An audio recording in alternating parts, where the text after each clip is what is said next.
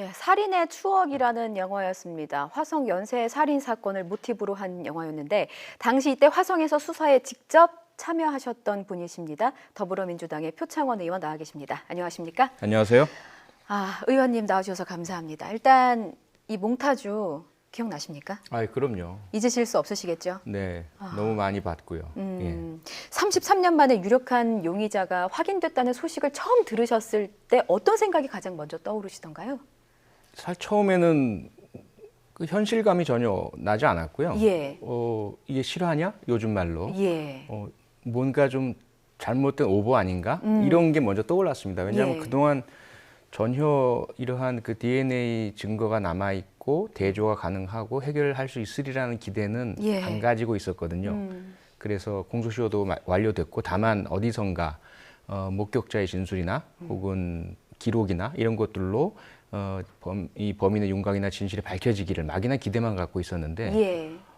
처음에 떠올랐던 그 감정은 정말로 불신, 의문, 의혹 이것이었습니다. 예, 저도 어제 이 뉴스를 진행하던 그 시간에 속보가 전해져서 속보를 전하면서도 정말 사실인가라는 생각이 들 정도로 좀 놀라운 소식이었던 것 같습니다. 의원님께서 이때 당시에 수사에 직접 참여하셨다고 하는데 언제 몇 년도에 계셨던 거예요? 제가 직접 수사진에 참여한 것은 아니고요. 예. 화성경찰서에 1990년 7월부터 91년 7월까지 1년간 근무를 했고요. 그때 제가 화성경찰서 기동 6중대 예. 이 소대장이었는데 저희가 맡은 임무가 화성 연쇄살인 사건의 예방. 예. 그래서 쭉 그 목근무를 하면서 경비를 서고 대원들 그리고 지나가는 차량이나 사람들 검문 검색을 하고 여성분들이 이제 저녁에 귀가하실 때 안심 귀가 지원해드리고 이런 역할을 하고 그러던 차에 이제 9차 사건이 발생을 했습니다. 예. 14살 중학생 김양 사건이었죠. 너무 끔찍한 충격적인 사건이었고 그 예. 사건 발생했을 땐 저희가 현장 보존하고 현장에서의 증거 수색 작업 참여를 했었습니다. 앞서 김대겸 기자가 그 9차 사건의 현장을 이렇게 찾아간 모습을 좀 봤었는데 그때 굉장히 참혹했다고 전해집니다. 어떻게 기억하십니까? 그 현장을? 그 현장 모습은 계속 떠올라요. 아직까지도 떠오르세요? 네. 너무 그 뭐라 그럴까 그냥 뭐 평범한 야산이긴 한데 예. 소나무들이 있고 자풀들이 많이 자라 있고 경사가 져 있고요. 거기서 너무나 저희들이 하나하나 이제 손으로 짚어가면서 담배꽁초도 줍고 뭐 찢어진 속옷도 줍고 뭐 이랬기 때문에 시신을 그 범죄 현장에서 본 건 그게 처음이었거든요. 예. 현장이 경찰관이 된 이후에 그런데 워낙 좀 참혹한 모습이었고 너무 어린 피해자였고 너무 충격적이었죠. 지금 말씀하신 표정만으로도 좀 전해지는 것 같습니다. 그렇게 해서 9차 사건을 이제 접하시고 수사를 하게 되는 와중에 이듬해에 또 10차 사건이 일어났습니다. 참 어떤 생각이 드셨는지 막지 못했다는 죄책감도 좀 드셨을 것 같다는 생각도 들고요. 무력감이 가장 컸고요. 예. 저희뿐만 아니라 형사들도 인근 수원, 뭐 광명, 안산, 안양, 경기 전역에서 다 투입이 됐었거든요. 예. 경기청의 광역수사대도 다 투입이 되고 엄청나게 많은 형사들이 현장에 배치가 되고 예. 저희들은 계속해서 검문 검색과 경계를 했음에도 또 발생을 했거든요. 예. 너무 좀 죄송하기도 하고 피해자께는 또 주민들도 너무 화가 나셨었고요. 예. 도대체 너희들 뭐 하는 거냐. 엉뚱한 주민들만 계속 검문 검색하고 괴롭히고 범인은 저렇게 또 저지르고 도저히 참 이 경찰관을 내가 할 수 있나? 라는 그런 좀 자괴감도 들었고요. 예. 무력감이 가장 컸습니다. 그래서 혹시 영국으로 유학을 떠나신 겁니까? 바로는 아니고요. 예. 그 이후에 이제 제가 부천경찰서로 발령을 받으면서 형사계로 예. 바로 가서 좀 실력을 닦고 싶었어요. 화성 사건이 워낙 제가 그냥 주변에서 수사진들과 이야기 나누고 예. 좀 도움을 드리려는 노력을 했을 뿐이었지만 이런 사건을 또 일어난다면 반드시 해결해야 될 텐데 화성에서는 전혀 감도 못 잡고 그냥 발로 뛰는 돌아다니면서 어디선가 걸리기를 바라는 이런 형식의 수사만 이루어졌기 때문에 답답했거든요. 예. 그래서 어떻게든 해결할 수 있는 방법을 찾고 싶었는데 배울 수가 없었어요.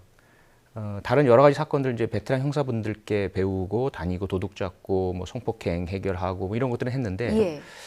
그러고 나서 이제 1992년 초에 대학 입시 시험지 도난 사건이 저희 관내에서 발생을 했습니다. 예. 그것 때문에 대학 입시가 무기한 연기도 되고 엄청난 사건이었는데 그 사건도 결국은 해결을 못했어요. 유력 용의자가 무죄 판결을 받았고 예. 그의 상관이었던 교사 청부자로 우리가 의심했던 사람은 중간에 자살을 해버리고 그래서 화성 연쇄 살인 사건은커녕 예. 좀 그러한 사건마저 해결할 능력이 없다라는 그 자괴감, 또 어디서 배우고 싶어도 배울 데가 없다는 현실, 그런 것 때문에 제가 셜록 홈즈의 나라, 예. 영국에서는 배울 수 있겠지라는 기대 속에 유학을 가게 됐죠. 그래서 영국에서 무엇을 배우셨습니까, 의원님?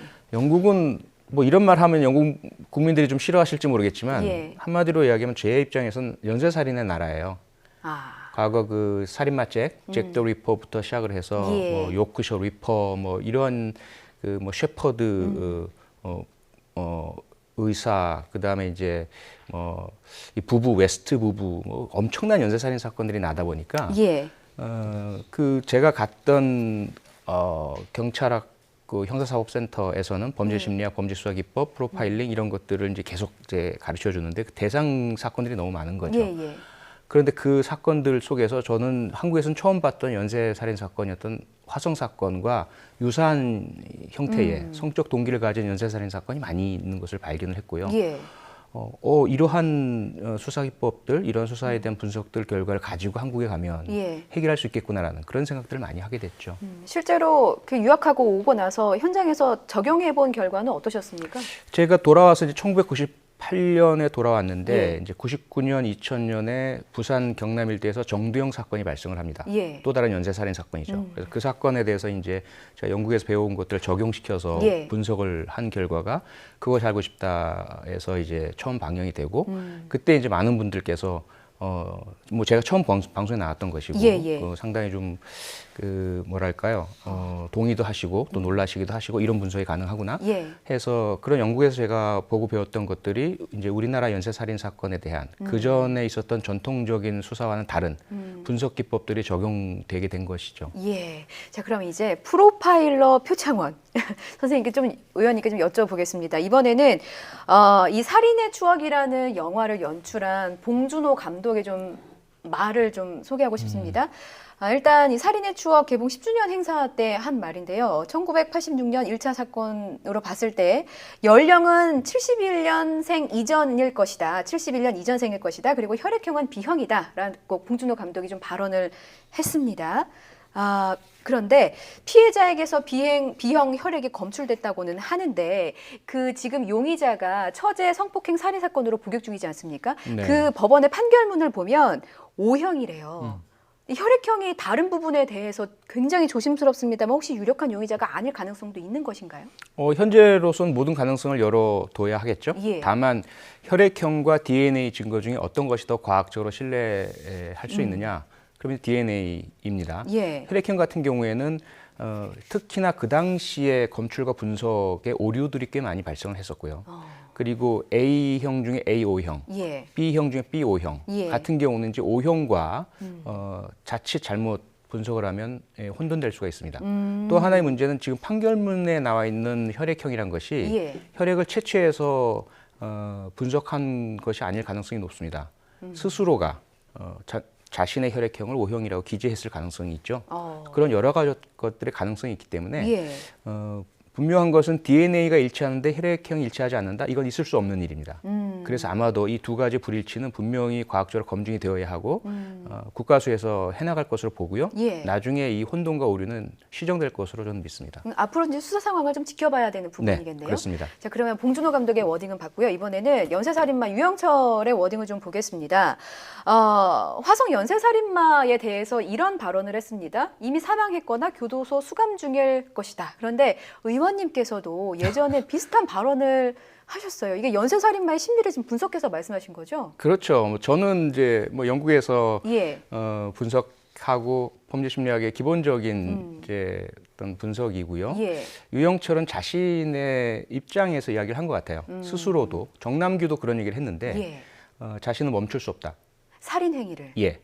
중독되었다. 이런 예. 표현을 썼거든요. 예. 그래서 아마 본인 생각에 화성 연쇄살인 사건 같은 경우에 특히나 그 범행의 뭐 충동성과 특이성을 봤을 때 91년 이후에 추가 사건이 발생되지 않은 것. 예. 이것은 아마도 범행을 저지르지 못한 상황이 되었기 때문이지 본인이 중단한 것은 아닐 것이다라는 거죠.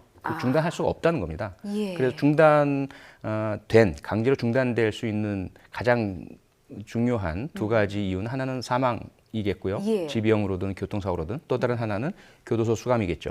그래서 그런 이야기를 한 것일 테고 저희들은 반대로 이제 이런 그 연쇄살인범들의 유형에 따른 예. 그런 분석을 통해서 이러한 유형의 범인 같은 경우는 사실은 세 가지 가능성이에요. 예. 하나는 사망, 하나는 교도소 수감, 또 하나는 진화입니다.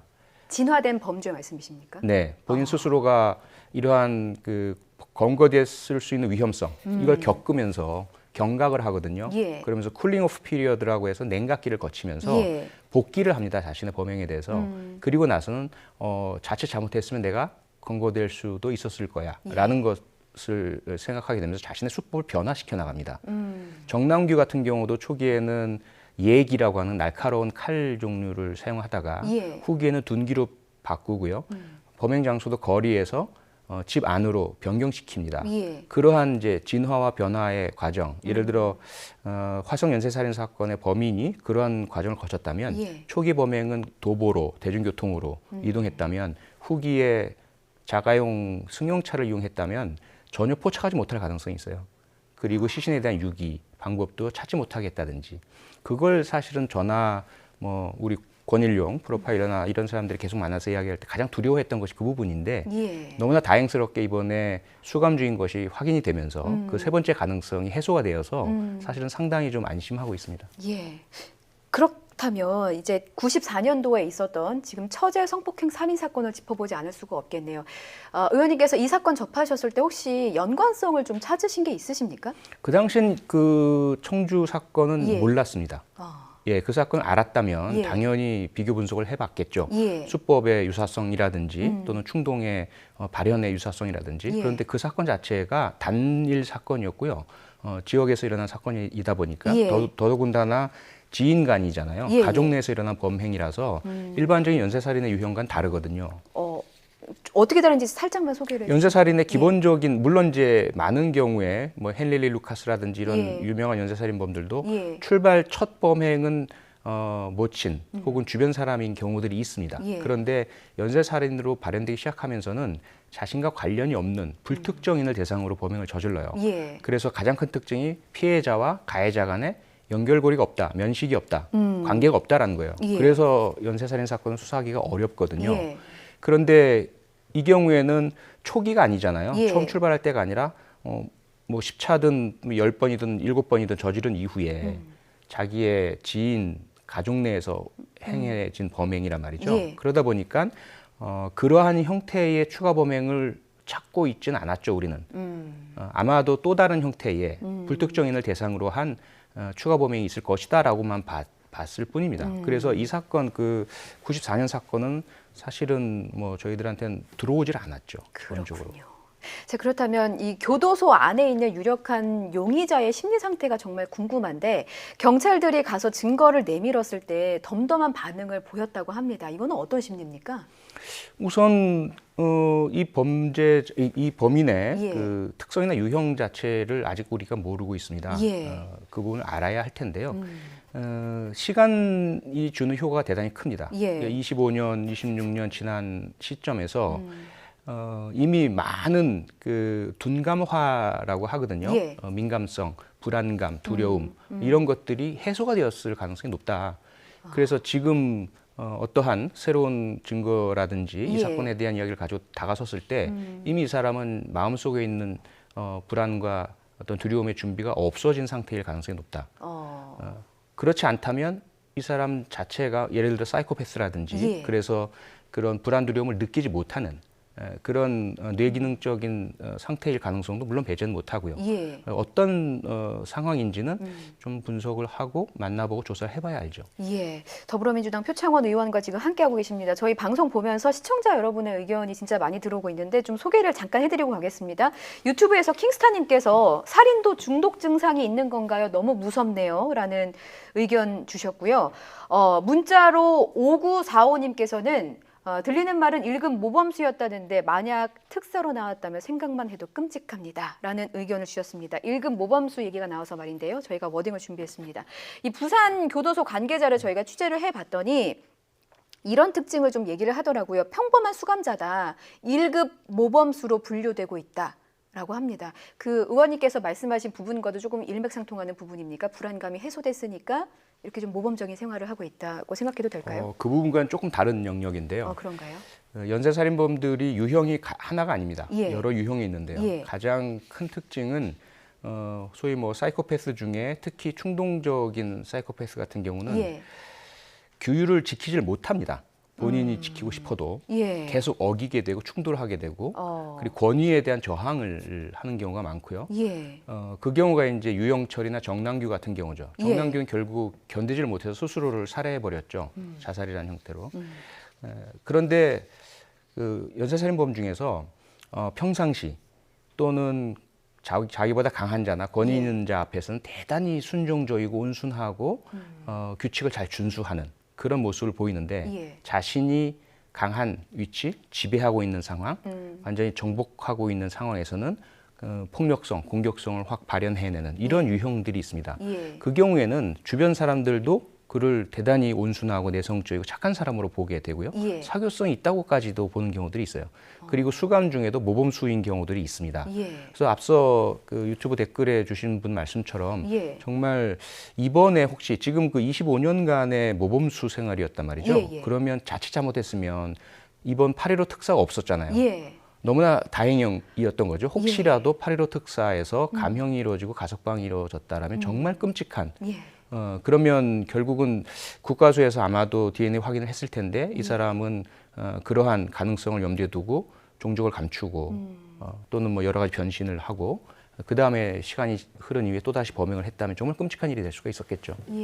앞으로 가석방에 대해서 만약에 그 용의자가 이제 혐의가 확인이 되면 가석방은 안 되는 것이겠죠? 저희가 걱정 안 해도 되겠습니다. 네, 당연히 안 되겠죠. 그러니까 공소시효 완성으로 인해서 추가 처벌은 하지 못합니다. 하지만 무기징역이기 때문에 감형 가석방이 안 된다면 결과적으로는 추가 처벌을 받은 것이나 마찬가지예요. 영원히 못 나오고요. 사형 판결을 받는다 하더라도 우리나라가 실질적인 사형 폐지 국가이기 때문에 집행이 안 됩니다. 안 하고 있습니다. 그렇게 본다면 사형 판결이나 다름없는 효과가 나타날 테고요. 지금 이 사건과 연관성이 어느 정도만 확인만 된다면 가석방 대상은 전혀 되지 않을 것이다. 그래서 안심하셔도 된다라고 생각됩니다. 의원님께서 90년, 91년에 화성 사건을 같이 이제 맡으시면서 어쨌든 특정된 용의자가 있으니까 한번 만나보고 싶다는 생각은 안 하셨습니까? 당연히 만나보고 싶죠. 당연히. 그리고 제가 뭐 프로파일러 시절에는 경찰청의 의뢰로 연쇄살인범, 연쇄성폭행범, 또 존속살인범 많이 만났습니다. 가서 구치소에서도 만나고 경찰서에서도 만나고 한 3-4시간씩 면담을 하고요. 그러면서 이제 그들의 그 심리와 살아온 과정 이런 것들을 좀 파악을 해왔는데요. 당연히 이 경우에도 만나고 싶죠. 지금 혐의를 부인했다고 전해지고 있는데 의원님이시라면 어떤 질문을 좀 던지시겠습니까? 프로파일러로서. 뭐 제가 훈련받은 방식은 일단 라포 형성, 처음에 들어가서 심리적인 공감대와 신뢰를 얻는 대화들입니다. 아이스 브레이킹이라고도 하죠.